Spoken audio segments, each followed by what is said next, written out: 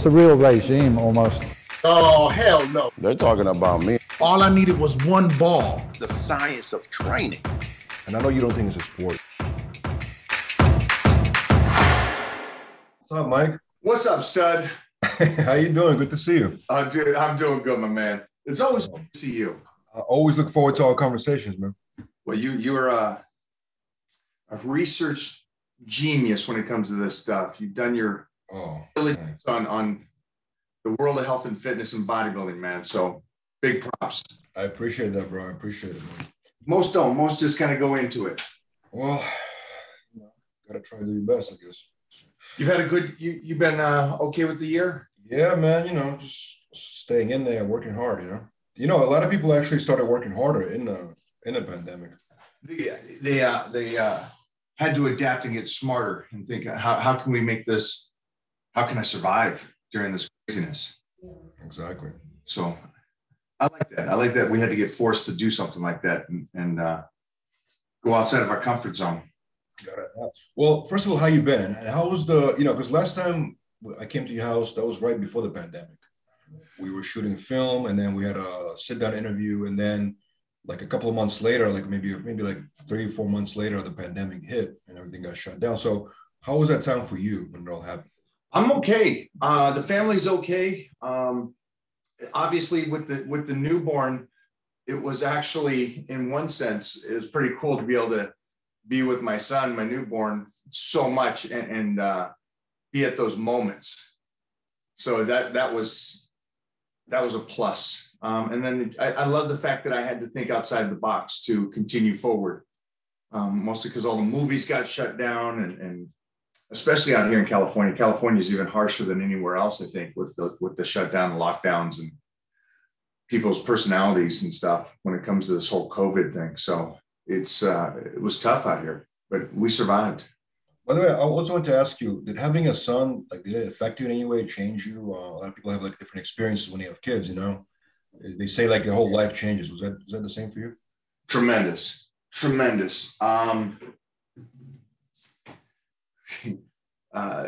The typical stuff, you got to start thinking about the future more so than just yourself. Because I've always been a future guy. I've always been lifting and going, hey, how can I continue to do this? How can I do this over 4 decades? How can I do that? And now it's, well, how can I tussle with my son in 20 years and give him somebody to beat down in a sense, and how can I continue forward in that sense? And how can I set him up to win in the future? And so it changes my whole mindset of not just what can we do in the future, but how can I set him up to be something and carry on? So in those aspects, it changed it quite a bit. And so it gave me even more motivation, which just keeps coming. As I think you're the same as me. We get more focused and a narrower road in a sense that our focus, we don't get distracted as much as we get older. And so I think that's a great point of it too. I know what I need to take care of. I know what I have to do and what wastes my time. Last time we sat down, you told me your schedule, right? Which was pretty crazy. I mean, for me, it was pretty crazy. You wake up at 4 a.m., I believe, right? Go to the gym. The whole day is just so, planned out. Go to sleep early. It was just is it the same now? Did you adjust anything? And did it change? We adjusted it. I've been lucky in a sense that I've been able to have my gyms. And so in some sense, that's worked out great for us. But I also got to do this. Being one of the top 5 guys in the world, being requested for guest posings, that had me crazy the last 7 years. And so the one thing it would allow me to do is that those got all canceled. So I wasn't traveling every single weekend. And so as you and I talk about nutrition and training and stuff, and me staying in a deficit all year long to stay on stage and look good, that's destructive to the body. And so I got to go off season. I got to kick back and almost in a sense, fix whatever little owies or injuries I had and allow me to just go off season and go a surplus of calories. So it was a huge benefit. And so my schedule wasn't as crazy. It wasn't 4 a.m. Because we were training mostly at the house here with that gym that you saw. And it's a great gym. 5 or 6, but the days I imagine just like you, we can fill our day up with work. And one and me is 7 days a week. So it's one of those things that it's not, oh, hey, Sunday, we get to relax today. We're still working. Yeah. Yeah. You know, I did some research, right? And a lot of the very successful people in the world, they follow that method, waking up super early, like 4, 5, kind of handling a lot of the tasks before everybody else wakes up. Is that kind of like, did you structure your mindset based on that? Or was it just was natural to you to do that? I didn't structure it that way until I was 20 and I learned about all these individuals. And then I go, holy sheesh, I've been doing this the last 11 years. And then at 20, I realized, by 17, I was in the magazines like we talked about. And so it's like, I'm doing something here that is setting me up to win. And then I looked at all these other individuals. And I think as you grow and you continue to level up and you're more around people that are successful and then a different level of success and a different level of success, you find out these little traits that all these individuals have. And you kind of go, wow, they're very similar when it breaks down to small, little, minute things like just getting up early. And so I continued that 100% just because it's 2 reasons. One is I love the fact that I feel like the movie I Am Legend with Will Smith and his dog. I get up at 3 in the morning or 4 in the morning and it's just me and my dog and we're heading off to the gym and there's nobody awake. But I also feel like I'm getting a kickstart on everybody else. We all got 24 hours. We all got 7 days a week. And I remember that I think it was Trump that talked about this. And he said, if you want to be successful, it's not 9 to 5. 9 to 5 is the average, right? It's usually paycheck to paycheck. You want to, I loved how his approach was, we have weekends. So that gives me another week over anybody else because we work Saturday and Sunday. So you start adding all these things up and you start adding up hours that you get up relative to when you go to bed or your work. It's a crazy, it was some crazy number, like you get 2 more months a year of where you can work on success relative to the individual that always takes the Friday, Saturday, Sunday off kind of thing, or weekends and vacations and all that. And we love what we do. So it's not like it's work. So we're okay doing that. And it gives us so much more time. So early in the morning and we love working. So I have a question about that. So how do you not burn out with that? Because it's almost like a robot. You wait, like you follow such a regimen, you count the hours that you work. I mean, how do you not burn out? I understand somebody can do that for a year, let's say, right? Yeah. How do you do it? I mean, you've been doing it your whole life. Like, how do you not, how do you still continue even to be motivated to do that every day? I figured out it was 42 years now. I've been doing it at 4 in the morning and lifting. 42 years. And people are like, how do you do that? And I saw somebody talk about it. And it's such a true point. You don't get burned out by doing something you love. You get burned out by doing things that don't give you passion. Everything we do and everything I've done in my lifetime, I didn't cut corners in the sense it wasn't no give and take. It was like, this is how I kind of want to set my life up. This is what I like. This is fun for me. This is passionate for me. I'm going to do everything I can to stay with that and do those kind of things. And so it's I never got burnt out from it. The only thing I do get is like this last year is by having to be in a deficit, I had to feed my body correctly. So I always say, do as I say, not as I do, because I'm one of the most requested guys to guest post. That puts me in a situation to where I always have to, mostly for me, I want to come into guest pose in shape. I don't want to be an off-season guest poser. And that's why I keep getting booked and booked. But at the same time, that's hurtful to the body. So this last year really helped me be able to take my physique to a whole new level. And now that we start guest posing here in a couple of weeks, it's exciting to be able to reveal. Actually, I put on muscle, a lot of muscle this last year. And so I get to go guest pose again. It's like, it gave me more passion, more oomph. So yeah, I don't burn out because it's fun. It's fun. So about sleep, right? So obviously, according to doctors, right, humans supposed to sleep like, 8 hours a day, right? That's what they recommend. Now I heard Steve Harvey, right? He made a speech and he was like, if you sleep 8 hours a day, then you can't be successful as an entrepreneur, as entertainer. It's just impossible. Then I heard somebody else, some other speeches basically promoting sleep. They're like, no, you have to sleep. You should get as much sleep as possible. that way you're more attentive, more productive in your business and in the gym and whatever. You know what I'm saying? What is your take on sleep? What do you think? 8 hours or 9 I think hours? 7.5 hours is the doctor requirement to try to get your body recovered, muscle recovery, brain function, all those kind of things. I agree with it. I think that kind of sleep is good. I do get to bed pretty early though. So I'm pretty good. I shut it off at 8 o'clock. I'm done. And then I'm up at 3 a.m. So I get a good 7 hours or so sleep. You believe in sleep. You like sleep. You think it's good for you. I think it's 100% good for you. I really do. And it's a crazy thing.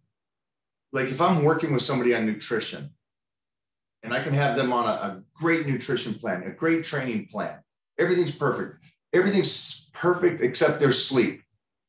All I do is change their sleep and their body changes. So sleep's, you can't. And also remember, sleep is going to keep you youthful.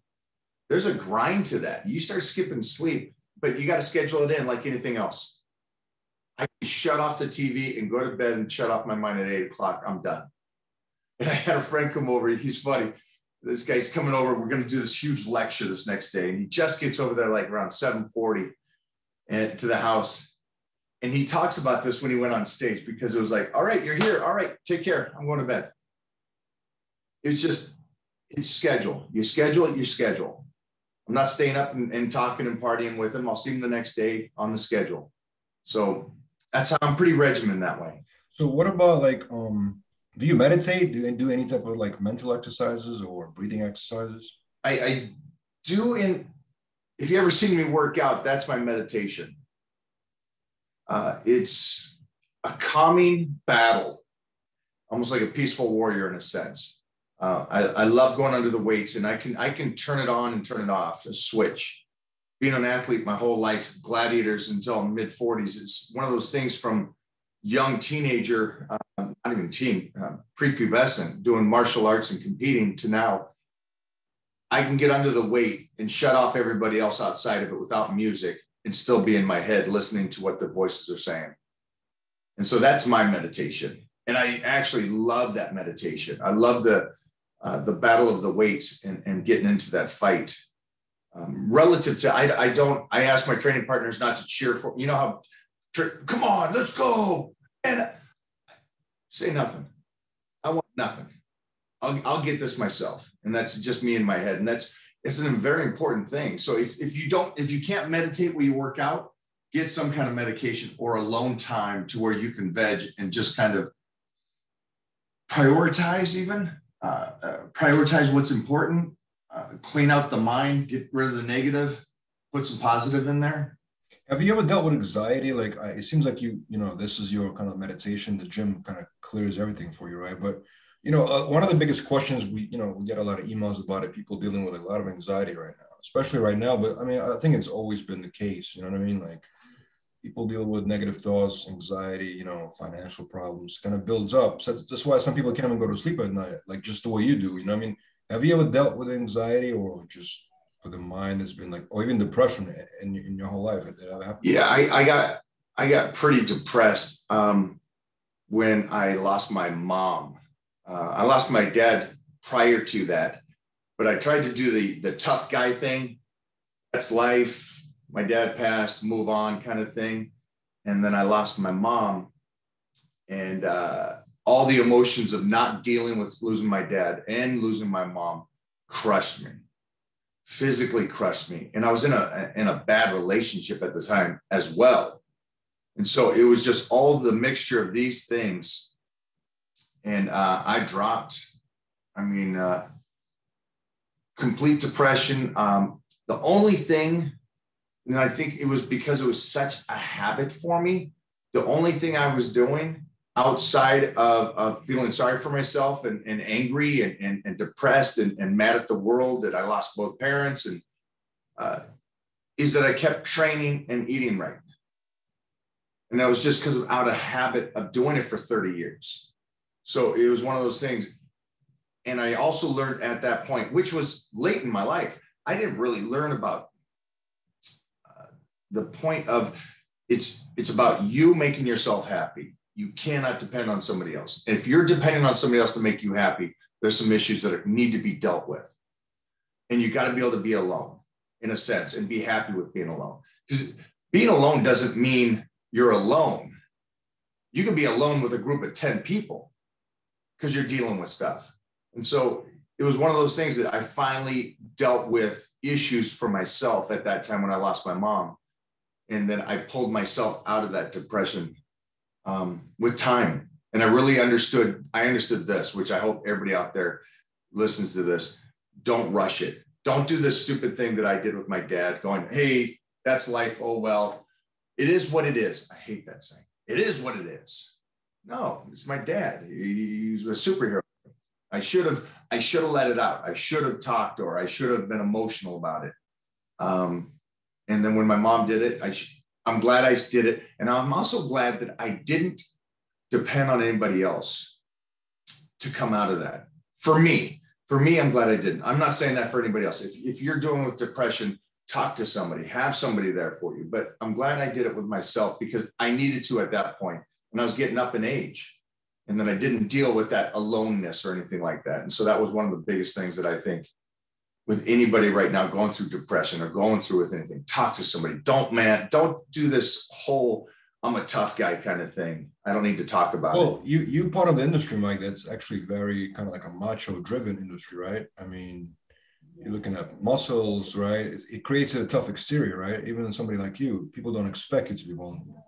So maybe it's tougher for, people in the fitness industry in general to actually open up about being. I think it is in front of the curtain, but behind the curtain, I got the most sincere, kind-hearted people you will ever meet.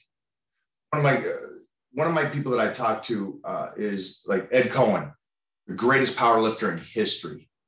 Him and I, when we talk, we just talked about us losing our pup. He lost his pup and I lost my dog. And everything stemmed off of that. And it's he's he's the GOAT. So he's the most macho guy there is. And it's like behind the curtain, these guys they got the two levels. We're not this, we're not in the middle. We're either extremists or we're upset down here. And so it's cool to be able to know that we can turn on the switch and be animals, but it's also nice to know that we can come down to the other side and be below that peaceful warrior mentality of if they're talking smack, you don't need to do anything because you can crush them attitude, I guess. So I think with health and fitness, I think when you're coming up and you're a youngster, that whole ego thing is really played. I'm a guy, I'm strong, I'm tough, I don't cry, I don't do anything, I don't talk about this. So, yeah. You mentioned how regimented you are, right, with your schedule. I mean, I know you work like 24/7, I get that, but do you ever have a leisure time where you just go out to just have a cheat meal and maybe have some alcohol or something like that? Like people want to know about that, like this Mike. Yeah, no, I started too young. I can't comprehend alcohol. Never had it. Never had alcohol. Never, no, because remember, again, 8, 9 years old. So I never went that route. And I also, because I grew up with dyslexia, the one big thing about reading and writing is that it's the imbalance. So I had to watch and listen. And I had to watch and listen to a better cue than the next person because I knew I wasn't going to be able to read the stuff. I couldn't spell it out for you. So I had to pay attention, and that transferred to everything. So I watched all 9 brothers and sisters lift, do martial arts, but drink, take steroids, do all these things. What was the benefit of all this stuff? What was the downside of all this stuff? I watched it from that young age. And so it was one of those things that I go, okay, this is not good. The drinking, it didn't do anything for them. And it allowed me to catch my older brother because we'd lift, we'd eat, we'd train, but then he'd go party and I would stay to the plan. And so it just over time, I just never picked it up. And then you get out of junior high school and high school and college and you never drank. For me, there was no picking it up at that point. I was already too late to start, right? I got lucky in that sense. Here's the one thing, because people ask me, and you're right. I think these are the little things that people need. They ask, they go, hey, what do you do when all your buddies are pressuring you to drink? Don't drink. For me, it's as simple as that. we're not in high school no more. It's not one of those things where you're out to dinner and they're like, hey, let's make sure we have ice cream and cookies and all this stuff. It's like, no, I'm just going to have my steak and salad. I'm good. So you mentioned your brothers took steroids and you witnessed that? Sisters too. Oh, wow. Yeah. Oh, no. My sister, won Miss Washington, Miss Seattle, took 4th of North American. My brother won Mr. Washington. Powerlifting, our whole family did it. So, because my mom was a martial artist, my dad did bodybuilding and football, we all were athletes and we all did it. The only difference was they were older than me. And so I got to watch the benefits. And so I got to watch and as a boy, you always want to beat your older brother. Well, I had 4 older brothers. I had 4 older brothers that all bodybuilded, played football, wrestled, martial art. And so I'm trying to kick all their asses in time. And so I was watching what they did that worked and what they did that didn't work. And so. You saw side effects that you didn't like? Yeah, I did. I was getting ready for Teenage Washington. Teenage Nationals. It was 1987. It was in the lineup was Gerard Dente in the heavyweights with me. Chris Cormier was Gerard from MHP, the guy that owns MHP. Yeah, yeah. Chris Cormier was a light heavyweight. Other guys were there too. Aaron Eckenrode, these young kids that were the names of the industry. And so I was getting ready for this, and it was the first time they had Teenage Nationals in Washington. So I'm getting ready, and it's about 2 weeks out.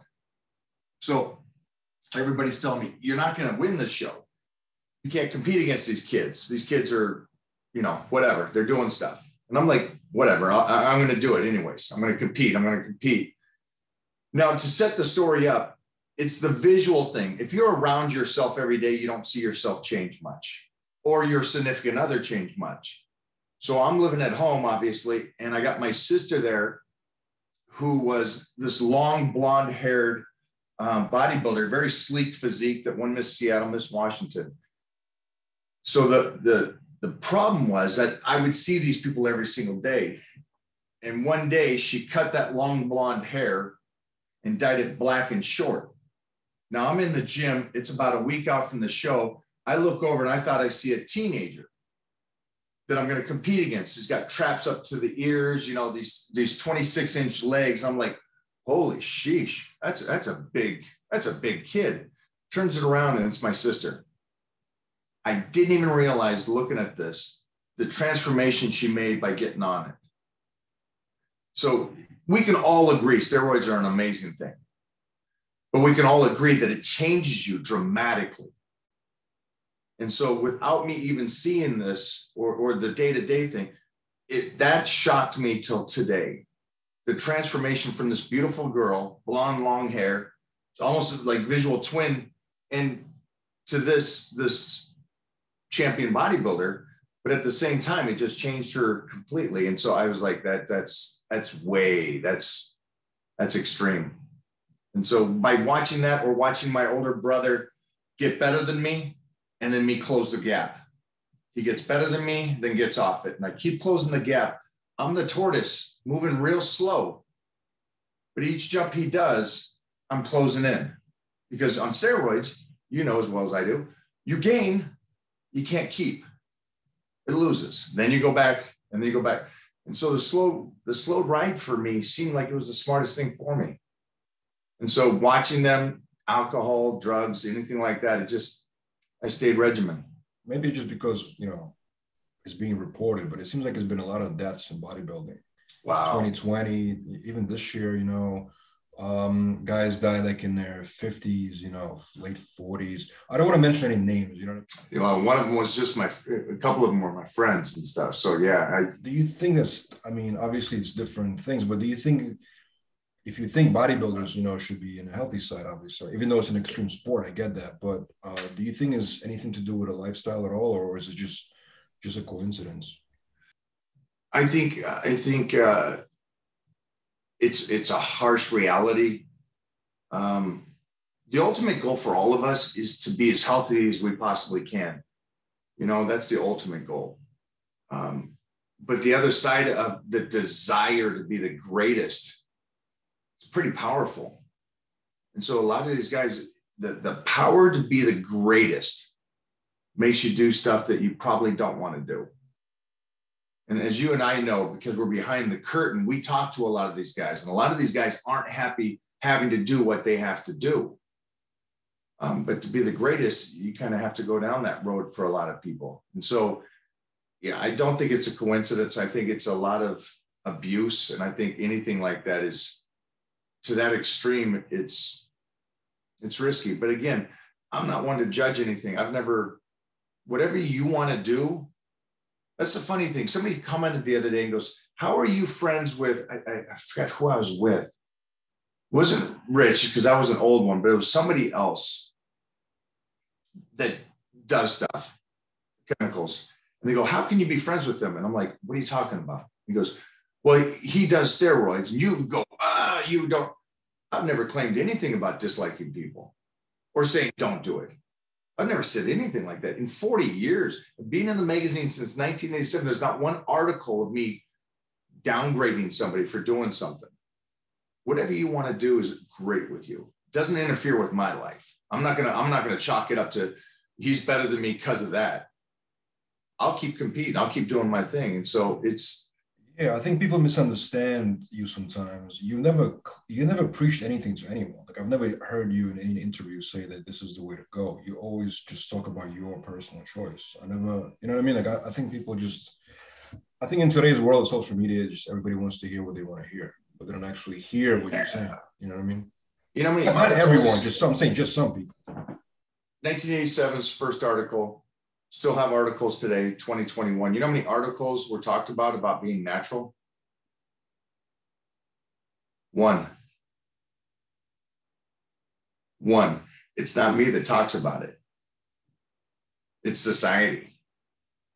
Just because I got drug tested my whole career and I did all that, they talk about it. It's like, I don't know. It's a personal choice. I'll hang out with anybody. Everybody knows that Rich talked about it all the time. One of my dearest friends in the world. It's like, what, you're not going to hang out with somebody because they have some beers on the weekend? Of course you are. It doesn't change you, man. Don't be an idiot. But again, you're right. I think you're 100% right. They want to believe what they want to believe, or they want to read one sentence. My social media team's here, and they'll put out a video. And people will just grab on to what they want to hear about the video. It's like I talk about cardiovascular is a secondary thing, because cardiovascular is not as good for the heart as weight-bearing weightlifting. Weightlifting is incredibly great for the heart. And if you're on a good nutrition plan, you don't have to do hours of cardio. And so I talked about that. I said, save cardio for, like, if you're getting ready for a show. Save cardio if you need to get in shape. But don't get your body so absorbed to doing a half an hour a day all year long, because then you're just beating your body down. Now, this isn't an argument. This isn't somebody who can debate me on. This is just a fact. What you don't want to do is train every single day. The ultimate goal here would be to train 3 days a week and have a healthy body and eat right, correct? Sure. Because if you train every day, you're breaking down your body. Your body can only take so much. But now people will grab that and go, Mike said no cardio.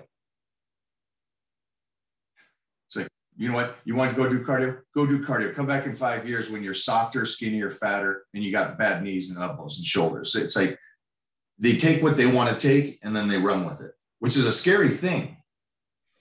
Yeah, it is. Let me ask you a question. Yeah. When I first came up in the 80s, not a lot of information because there wasn't social media, you know?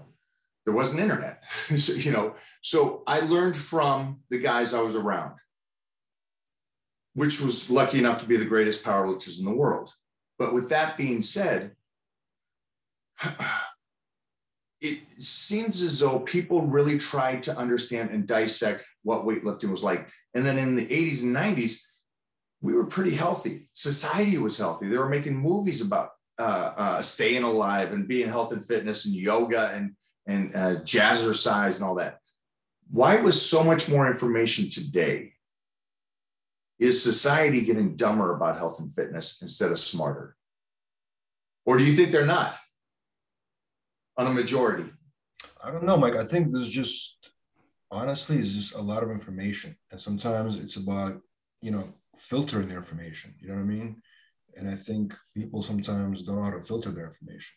So whether you see a video on YouTube about how to train properly, there's thousands of videos how to train properly. You know what I'm saying? And they have to decide who to listen to at the end of the day. You know what I mean? What's credibility?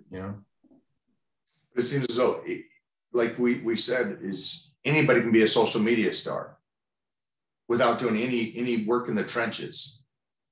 It's scary because those are also the guys that are given the information. And so it's one of those things. It's like, I wish people would realize it's much simpler than what they think it is. They think it's this trick, oh, no, you know something I don't know. That's why you've been able to stay in shape for your whole life. It's like, I mean, like I just did a talk with Victor Martinez, and he says, first thing I'm going to say is throw out the idea that there's a magic pill or some kind of trick. It's just consistency of doing the best you can. True. I want to ask you, you're talking about cardio and cardiovascular health, right? So I was talking to a doctor recently, right? He was telling me that, okay, so I want to get your opinion on this, right? Yes. He's a doctor, but obviously doctors, when they talk about lifting and this and that, they talk Was he a about, cardiologist or a heart surgeon? Or what was it? It was a cardiologist. Yeah, I was talking to a cardiologist. And he was telling me that, okay, two things.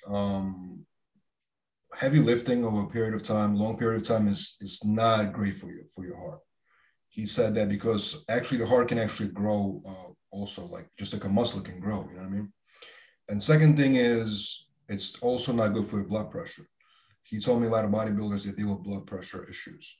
Have you heard that before? And have you dealt with blood pressure issues over the course of your career or any type of heart problems? I haven't. And I got a phone yesterday with an interview with a cardiologist, one of the biggest heart surgeons out of Tennessee. One thing he talked about was the aspect of weightlifting was good for you. And the reason why that is because when your heart gets older and older as you get older, it's the problem of pumping. And they figured now with all the studies is that the pumping is coming from weight-bearing cardio would help it pump better than cardiovascular. Than basic cardiovascular in the sense of going out and jogging a marathon. And then you go back and forth. Well, you talked to a cardiologist and I did. He says it's not good for you. My guy said it was great for you. So then I kind of analyze it and go, some of the guys that I know from the old days, Steve Davis, and these other guys from Golds that, 75, 80 years old, they're moving better than everybody else in that age. They're healthy at that age. Is there an abuse to it? Yeah, I think so. And I think, like anything, it's an abuse. But then you also look at the other side and you see marathon runners drop dead from heart attacks at 35 and 40 years old. Wait a minute, this guy, he's running marathons. Why is he dropping dead? So I think life is one of those things that it's just, some people are prone to it and some people aren't. George Burns lives until what? Drinking alcohol, smoking cigars, and having parties. So 100 and something, and we know other guys, you and I do, in their late 20s, mid 30s, dying of heart attacks. What about blood pressure?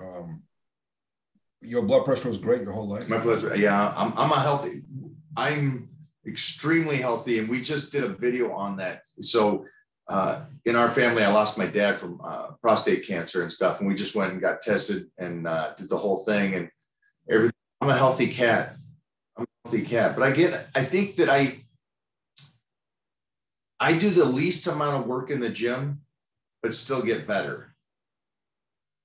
So I stay on a diet that I can stay with all year. I do cardio periods of time to get sliced and then back off. So I'm not destroying the body. Like, as well as I do, most people go in there and just go crazy. 2-3 hours of training. They're doing everything. They're loading up so many calories. They're doing all this stuff over an extreme. And so it's a hard judgment to go, wait a minute, the marathon runner dies and then we got pro bodybuilders dying. So I don't know who's right. All I do know is this, for me and everybody I've worked with around the world, the least amount of work, but still get better. Does that make sense to you?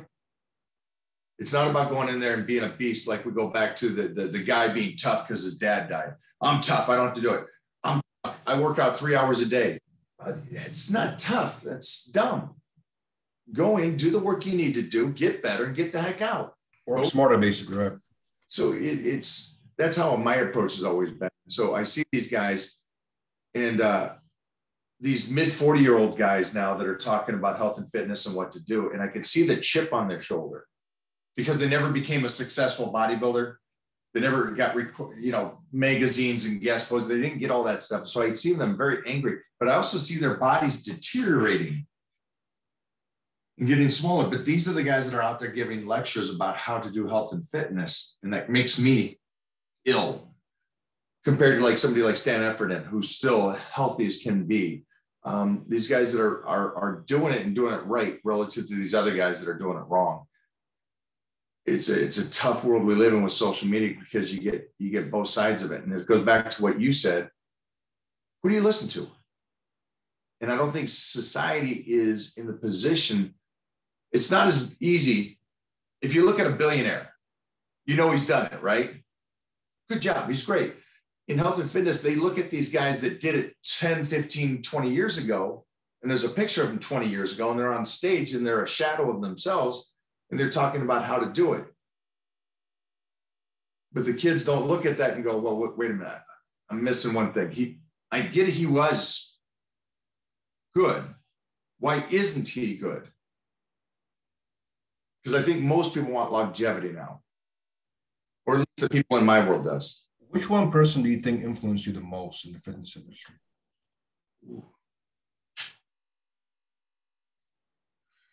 I think it was like Arnold and Bruce Lee from outside sources that pushed me. Because as soon as I looked at the magazines and watched Bruce Lee and Arnold, I was like, I'm done. But I think the closest people to me was people like Jeff Magruder, which most of your listeners won't know, but he was the first guy to bench 605 at 242. And he was my coach when I was 11, 12, 13. So that whole crew of the Magruders, I think, influenced me to believe that I was different than everybody else and love that. Not want to fit in, but want to fit that lone wolf, that outside cast. Those guys influenced me in that sense. Well, I'm guessing you like Bruce Lee and Arnold for not just for their fitness accomplishments, right? But the entertainment component, right? That's probably It has nothing to do with Bruce Lee's martial arts skills. And it has nothing to do with Arnold's bodybuilding. I know that I've said this before, but Arnold impressed me because of who he was. And Bruce Lee is the same thing. Bruce Lee comes from, China and does what he does in America, but he did it because of his mindset. Yes, he was great at martial arts, but he also changed martial arts. And he changed it when he's in his early mid-20s. Imagine that, change something that was so old, and this one young stud, changed it all. And then just what he did. And then Arnold's personality. To walk through the gym, everybody else is angry because they're dieting, and he's laughing and smiling. I mean, it just tells you that's a different breed. Why are you happy and everybody else is miserable? Everybody's dieting. Yeah, this is fun. I get to do this. I don't have to do this. I get to do this. And I think that's where it changes everything. I get to go train every day. That's pretty badass. Not that I have to train. How do you feel about this? A completely different, we're going a different direction here, but how do you feel about the Logan Paul fight with Mayweather? Because it's like, a lot of people are complaining about it because they're saying it's the value of boxing, but it's actually very entertaining to a certain degree, right? How do you feel about it? I think I go back to the aspect that it's entertaining. That's what society wants to see. For me, I won't watch it or nothing, but I understand the concept of it. I understand that it's entertaining and people want to see it and stuff. I said this to some old time bodybuilders that don't have a big following on social media. They're like, I won the titles, I won all this, and I don't get the respect I deserve. And it's like, it's the world, it changes. You got to keep adapting. You got to keep going. You got to keep moving with it. It's a personality. Bruce Lee and Arnold made it because of their personalities. If they were boring cardboard, they wouldn't have made it. regardless of what their talents were. And I think the same thing with Paul Logan gets, or I think that's his name, right? Logan Paul, yeah. He gets under people's skin, and people want to see him get his ass kicked, and he markets it. It's like social media guys that do the natty or not. They're nobody, but you can at least put videos out of somebody and get people to go and jump in on it, so it makes them famous in a sense. So it's the same. Anything you can trigger to get society to follow you, it works. What do you think of the fights? Well, I mean, you know, it's clearly going to be Mayweather who's going to win, but I think the point is there's always the element of what if, you know what I mean? What if he catches him with some crazy shot, you know what I mean? Or plus maybe people just want to see, you know, Logan Paul get beat up, like you said. I think that's probably a big portion of the people that want to see that. You know? I know that for me and the people around me, they just want to see him get his ass kicked. Right. And he's smart, and he's okay with that he knows a big majority. I don't know who said it, but they said, love me or hate me, I'm getting paid. I don't know if it was Conor McGregor or Mayweather or somebody, but they said they love me or they hate me, I'm still getting paid. That's what that Logan Paul guy is doing, and he's doing it great. I mean, I think we'd like to see Mayweather fight both brothers. Yeah. I think the biggest concern is what's happening with the sport, you know?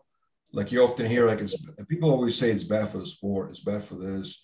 You hear it in bodybuilding too. Like people said, like, you know, you mentioned Rich Piana. People used to say he's bad for bodybuilding, you know? Like a lot of pro bodybuilders behind the scenes would say he's terrible for bodybuilding, right? Like, because he's not a pro, but he's more popular than the pros. And it's almost like becomes a situation where you're taking the big spotlight away from the guys that are on the stage competing. You know what I mean? Like, but I don't think it's right or wrong to that, right? Like, ultimately, it's the audience decides what's in demand, right? And that's a supply and demand situation. Yeah. How many great actors knew martial arts and made it famous off of that? They weren't great actors, but they were great martial artists, so they could do it. So in this sense, it's personality over physique. He had a great personality. People loved him. And so, yeah, he makes it big. And I can understand them saying, well, yeah, but it makes us look bad. And it's one of those things that we're trying to hold on to the old days, and it's changing quick. It's changing so quick. And so I understand boxing in the sense how they may feel like it's dropping it, but these guys are making more money and more pay-per-views than the champion boxers. So I don't know how that comes into play. It's, you know, it makes the most for a college. It's the guy's football team. So if you can make something big, I guess is what the society is all about now. Right.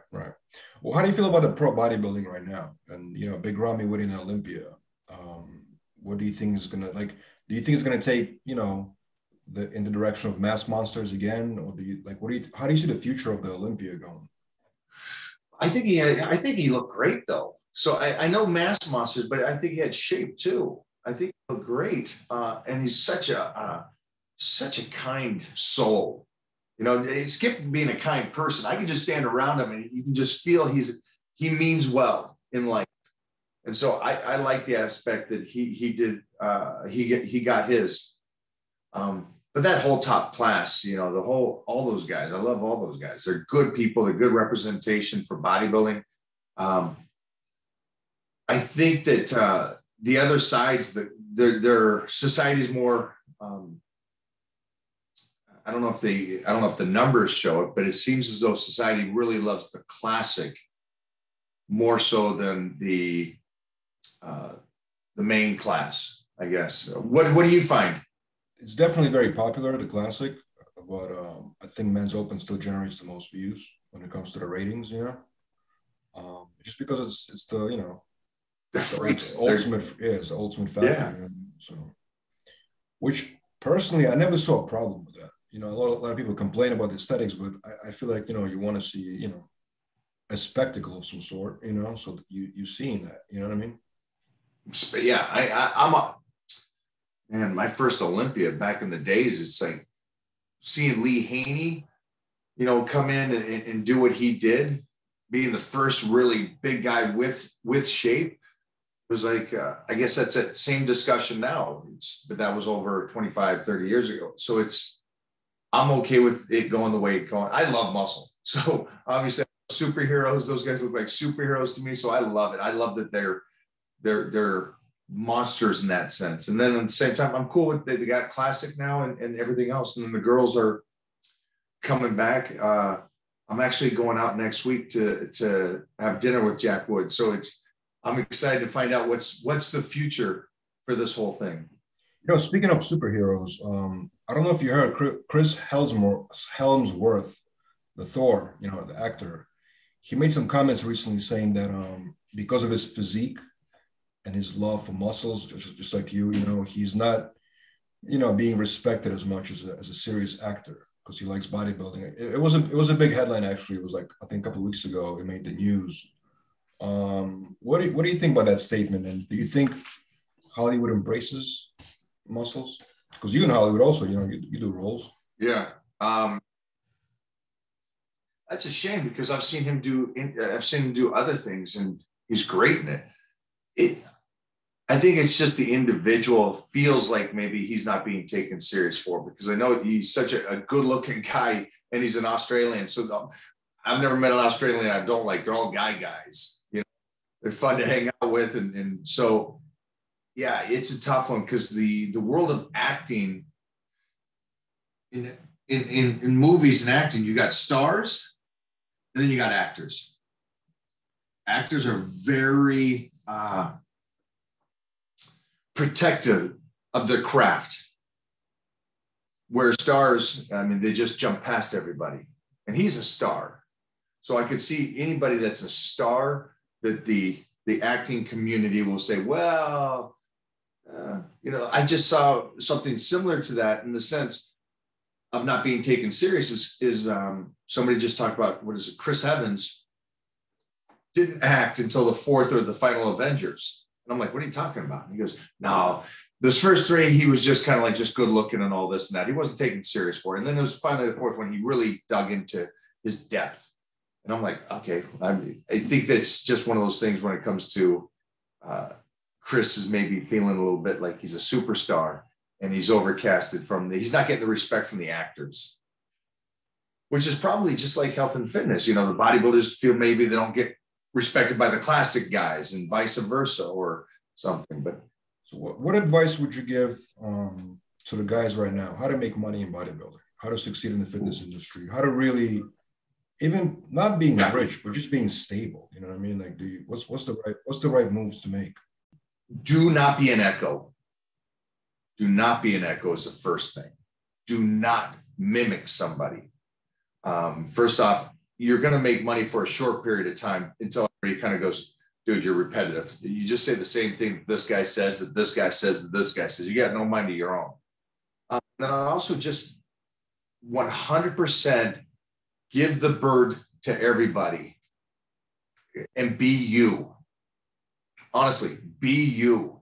Because the one thing that I see is these guys that really don't care about anything else are so free to do whatever they want and they make it big. It's the guys that are going back to the whole, I'm just going to put down, I bench press a lot. And then that's all they do. Where's your personality? Where's the other gimmicks? Who are you? So I would make sure just to say, just put down what you want to put down. Be organic. Let it grow it yourself. Don't fight to get famous. Just be you and it'll happen. The mimics and the people that are echoes, short-lived. But back in the day, right, there was a plan, right? You become a bodybuilder, you get a contract from a supplement company, and you get a contract from the magazine, right? And then you basically set, and then you go to do shows, you sell photographs at the expos, right? It was kind of like it was like a plan, right? No, in our day, we had to win. We had to first fight to win. So you win a show, then you get looked at. Now that's completely gone. You don't have to win nothing anymore. You just got to be a good looking guy with abs or a girl with a nice butt and boom, the companies are loving you. So it took out one aspect of the grind. And so I don't know how much more you need to develop as a person because you never went through the grind. Yeah, in the old days, you win a show, win a powerlifting meet, whatever it is, get on TV because you're a good actor or something. And then you get the endorsement. And then you're intelligent enough to write articles for the magazines, be on the covers, and then blah, blah, blah. And today I think it is start your social media pages, start your YouTube channel, use all that free. And if you're not on all of it, it's free. Why wouldn't you be? It doesn't make any sense. But get yourself out there, get yourself viewed and seen. Because it's the people with the biggest followings the companies look at and go, they have a big following. For that is the show now. The measuring, right? But that's actually, Mike, that's actually, I mean, I'm not saying it's a harder grind, but that's a grind. Like, to build a YouTube channel is difficult. Like, you're competing with literally billions of people. That's why I say, don't be an echo. Don't, whatever you got that's different than everybody else. Don't repeat hey, this is how you do a crunch. We know how to do a crunch. You know, you got to be, and here's the other thing. Here's the harsh truth. Not everybody's going to make it. Not everybody's going to be a celebrity. So, you know, be smart enough to have some kind of income as you're building that. It didn't matter that I got a contract with Weider and got flown down here and put up by them, the Muscle and Fitness. It didn't matter. I still worked. I still right to personal training at Gold's Gym Venice. I started doing the stuff. I started grinding. And everything I made from contracts, from TV shows, from Gladiators and Death Becomes Her and all these movies and stuff, I put away. I put away for the future. Never touched it. The only thing I would spend would be the money that I'd make personal training. And so it's work your ass off, continue to try to do the habit or the passion that you love. And that's what they talk about. They talk about, like, you've got to get a couple of years of doing the hard labor. And that hard labor is whatever it is, the personal training, the car wash, the garbage man, whatever it is, as you're chasing the dream. How did you build that business sense? Because when I think of you, right, I always think of obviously, you know, a fitness persona, but I really think of you as an entrepreneur in the fitness industry. Well, I think because you know, like the back stuff, the commercial real estate buildings and all these. Right. How did you build that business sense? How did you develop it? I come from a family of 10, and my dad was an educated man. My mom both graduated from Washington, University of Washington. So I watched them both work raising 10 kids.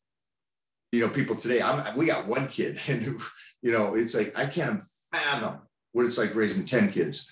But I learned that the importance of money, which saved me in my early years. Because remember, all these guys that I came up with, think about that, late 80s, early 90s, you could name 20 guys that are famous today. I put everything away, knowing that this is not a 9-to-5. I don't got a 401k. This is on me. I put it away. And then as time went and I continued to learn, I learned that real estate from Arnold was the first thing. He said, you want to make it? Start buying. And I'm like, all right, okay, this is what has to happen, because that will always go up. So that's how I started early on business-wise. And then I just kept that quiet on the outside and kept building that and putting everything away. The great thing is that I'm not flashy. I don't need the Mercedes. I don't need the McLaren. I don't need the, you know, $10 million house. I love the fact that I know that I get to lift every single day. As crazy as that sounds, I do. That's all I want to do, is lift my life away in that sense. And now I just want to be able to tussle with Titan in 20 years. Well, that's a good feeling to have, where you can do basically whatever you decide to do. True success, freedom. That's true success. And I know that I guess is what we're talking about is the upcoming or bringing up or moving forward on how to set the future up for these kids that are out there. Work your ass off, put it away. The partying that comes and goes, go chase it. It's hard though, because we live in the age of social media, right? Where every day on social media, on your feed, you're seeing wealth, whether it's real or not, but you're seeing images of wealth, right? That's projected in cars, houses, and jewelry, right? You see that's all day, right? So, you know, people chase that and they want to aspire to be like that. You know what I mean? Never compare yourself to others, for you will become vain and bitter. That should be like a sign. It's a poem I read when I was 12. No. And it's true. If you start going, hey, he's got a McLaren, that's what I need to get. I got to get this. And that's why I go back to the point of the guy saying, hey, tell everybody off and do you. I don't need, I obviously I'm at this stage in life where I can say, when you're out, all your boys are drinking and they say, hey, you drink. I'm at that age where I go, yeah, no. But I understand that a 20-year-old that pressure might get to him, or the girlfriend wants to say, hey, let's go get ice cream. And you're like, well, I'm getting ready for a show. I never went the other route because I always had the dream. And I think if Jordan Peterson talked about in your 20s, kick ass and save the money. Because by 30, and he talked about this, he said you should have $100,000 by the time you're 30, which is low, I think. But you should be saving money and working your ass off in your 20s when you're young and vibrant, and you can get away with 4 or 5 hours of sleep. So you set yourself up for the future. And I think what you said was pressure gets to these kids. Absolutely. Back to know who you are. And then that takes us full circle to the part of where I didn't deal with my loneliness or being alone until I lost my mom.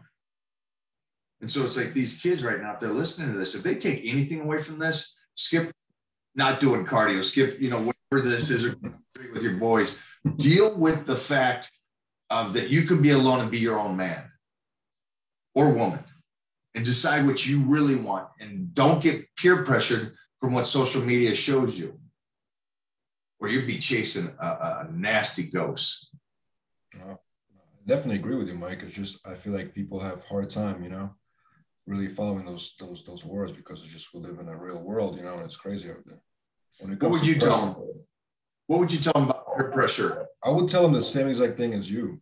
I just feel like sometimes people have to, make own mistakes and kind of learn from it and rebound from it. You know what I mean? I think that's what happens to a lot of the kids now, or just younger generation, in general. Can I ask how old you are now? 38. Is there anything that you wish you didn't have wasted your time with in your absolutely 20s? Of course. Of course. Absolutely. And if I could say that to anybody out there, there's a lot of wasted time in your late teens, 20s, doing silly stuff. And if I could get those moments back, it's like we always say when you get older and older, it's like, man, if I knew now at that age, I'd rule the world. And it's really true.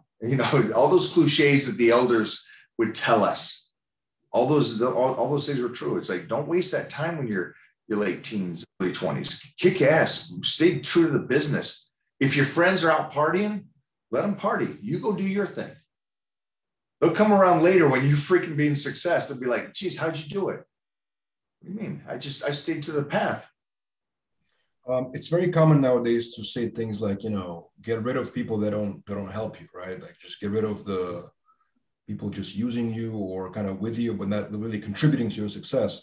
Have you ever had to do that in your life where, like, you were successful, but you had either family members or friends that weren't really, benefiting you? You had to get rid of them in order to move forward. Have you ever had to do that?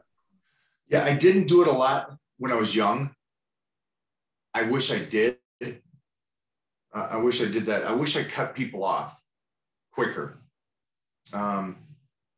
It's tough to do. I'm sure it's very tough to, difficult to do that. Yeah, and I've seen youngsters now do it, and I'm like, you're going to be a success. When I see a youngster do that now and go, these people are bad, I'm going to go down the wrong road. I'm going to focus over here. And I'm like, this kid's got potential. Because that's the cool thing about being at Gold's, is that I see these youngsters coming up and I'm like, this kid will make it. This kid will be gone in a year. It's a crazy thing. I've seen the next great Arnold every single year. Somebody comes from somewhere and he's got all the potential in the world. Everything, charisma, looks, body, everything. And you can just instantly see it's not going to last. Too distracted by all these other things instead of focused on his goal and stuff. And it's like, yeah, I wish the young me or you guys out there, get rid of the ones that are pulling you down. here's the great thing about that, though. It's something I didn't understand until later on in life. You can get rid of them. Doesn't mean they can't come back. They just can't come back until they straighten up, until they're on the same path as you. So you're not getting rid of them. You're just getting rid of them going, I need to do this.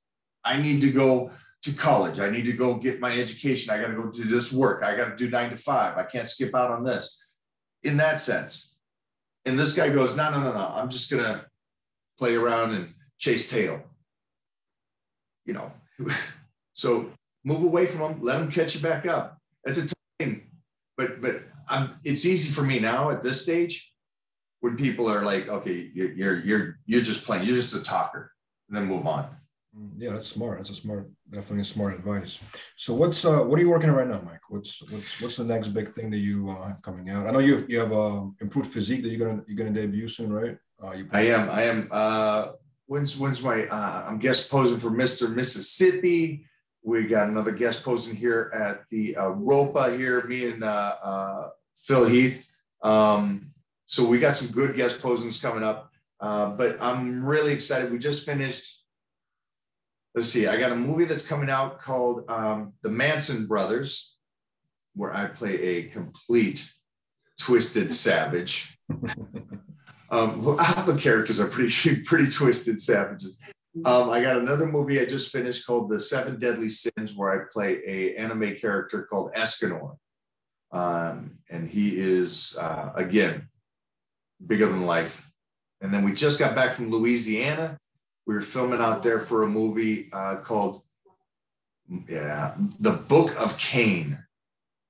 And so I actually play a god in this one. And it was great filming. It was all night shoots. It's very gritty and dark. And the coolest thing about this is I'm a complete savage in the movie. Complete savage. But I get to do this one scene, which is very similar to Arnold's Terminator scene, where I walk through this bar and stuff. You'll see it's naked. You're walking naked through the bar. I'm walking straight naked through the bar, straight up. What's up? But it's cool because I want to put it next to like Arnold's, thing, because it's very epic in the way they shot it as beastie. And this guy's a complete savage. This character. And it was great too, because this character was the hardest character I've ever had to play.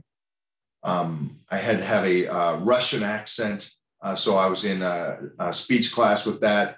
Then they had me in classes.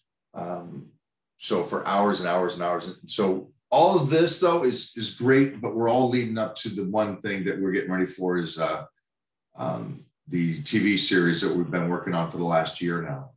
That's awesome, man. Hey, what do you think about this idea? I wanted to ask you, how the Logan Paul Mayweather do an exhibition match? What about a bodybuilding pay-per-view exhibition match? Like somebody like you, or you specifically, against another bodybuilder on stage, but actual pose off, and maybe the audience can decide who wins, but an exhibition match. It's not going to be on the record, you know what I mean? What do you think about that? You think that would do well? I think that's brilliant. I think it's brilliant because two aspects. One is because I was already asked to do a martial MMA fight. Oh, really? Against a celebrity. So that was pretty cool. I like the idea of this too, because of the aspect that bodybuilding to me is a sport. And so it really doesn't matter who the other guy is. It's of how people view what is better. Because you see pictures of Frank Zane standing next to Arnold. And again, I'm a 270-pound guy. So, again, all these guys, I think it's a brilliant idea, but I'd be curious on who it'd be up next to. I'd love that. It's going to be a good matchup, Classic, because I can't get down to that weight for classic for my height. So. Yeah. But that'd be cool, man. Maybe like Victor Martinez can do that against somebody too. That'd be pretty cool. Like Victor Martinez and Jay Cutler. That'd be nice. That's pretty smart. Yeah. And two good guys too. Yeah. Coming out of it. But that's a good idea. Yeah, I was just thinking about that. All right, Mike. Last question I want to ask you. What's the right approach to deal with haters online? Is it just to block them, to respond? How would you do it? What kind of advice would you give how to deal with it? There's two aspects to this, or three. I do agree with the echo. The common sense is that nobody above you trolls you. And so, yeah, that's who you want to talk to. So for those kids out there that are getting trolled and stuff, don't worry about that. The people that are below you are trying to get followers, and that's why they're poking at you, or they just want to see you react. Don't worry about that. And then also remember, if somebody's trolling you or hating on you,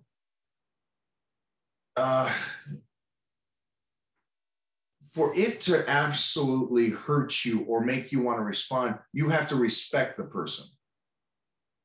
I don't know if that's different for other people. Somebody can say, hey, you're a tool. Great. Two pictures. Obviously, you live in your mom's basement. I don't care. There's a lot of trolls that come after me, but they're like complete losers that are trying to make themselves famous off of my name. And just keep that in mind. Keep in mind that they're just nobodies and stuff. So just keep in mind that that's what they are. So you keep working on who you are, and just block them. Social media isn't a freedom of speech. You know what I mean? It's because people go, hey, are you going to block me? Sure, blocked. It's like, this is not a debate, guys. It's like, I like my social media. These are my friends and titans around the world. I'm not going to have a whole bunch of trolls in there. So I just block. I block for the minute things. Like, hey, what song is that? You're an idiot. It says it right above it. It's like, you're blocked. How tall? You can't Google that. You're blocked. So I block for minute things. And these guys are great. My team's great. They just block. So keep it clean. Keep your page as clean as possible too. And I know a lot of people like the banter. I just block it and move on. And again, it goes back to having a kid. Focus on what you need to focus on. Don't get distracted by these tools that are nobody, that are trying to make their name off of you. Good question. What do? Do you get haters? Yeah, I guess the team blocks them. I guess I'm not sure. What's interesting. So we actually, like maybe a few years ago, we would allow any type of comment to go through, like on YouTube or something like that, right? And then somebody showed me some comments, and they were just so vile, borderline, like it was racist, basically. You know what I mean? So our board had to make a decision, like if it's something that racist or something that crazy, then you have to block a person. But yeah. But you know what the funniest thing is? Like sometimes you see a comment, and it's like the most disgusting comment you ever see in your life. Then you go to their page, and it's like a guy with a baby. He says, "God first." Yeah. In their bio. Gosh. What? You just hit it out of the park. That's crazy. How can somebody like that make a comment like that? That's crazy. I get those kind of comments. I get the ugly ones. Hey, I hope your wife and your kid gets hit by a car. And you look at their page, and you're like, God first, from kindness. And it's like, holy shit. You know what else? It really does make you how the majority of society thinks. When you see these comments about the hater comments, because you just, wow, the way you guys think, I can't even comprehend how you got there. It's like, if there's something about health and fitness and you want to argue with me, there's no argument, because you're not arguing me. You're arguing me. You're arguing Arnold Schwarzenegger, Lou Ferrigno, Robbie Robinson, Frank Zane. You're arguing everybody that I've learned from on something. And I've been doing this for 40 years, and I've been able to do something nobody else has been able to do. On stage in the early 80s, still on stage in 2021. On stage, not relevant, but on stage. So you're not going to really argue with me about health and fitness, what to do about cardio, how you eat and stuff. So it's odd that you get these guys that are like skinny, fat guys going, hey, that's wrong. Shh. This isn't a debate, son. Sit down. We'll block you. But yeah, it's just block. You're always fun to talk to, brother. Always great talking to you, Mike. Thank you so much for your time. Always a pleasure, man. And I can't wait to see you in person, man. I'm going to be out there soon. New York. You're still there, right? Of course. Yeah. Come by anytime. Going to come by. Bug the heck out of you guys. Let's do it, man. Thank you so much. Let's put a workout in. Let's do it. Actually, we got a gym opened close by. We should go there. Okay. It's a private training facility for Generation Iron. So we should definitely do like something over there. We're going to make you pop the top. We're gonna pose it down for the fans and have them vote. Oh man! All right. Thank you so much, brother. I appreciate your time. Thanks, man. Always good. Bye bye. Be safe.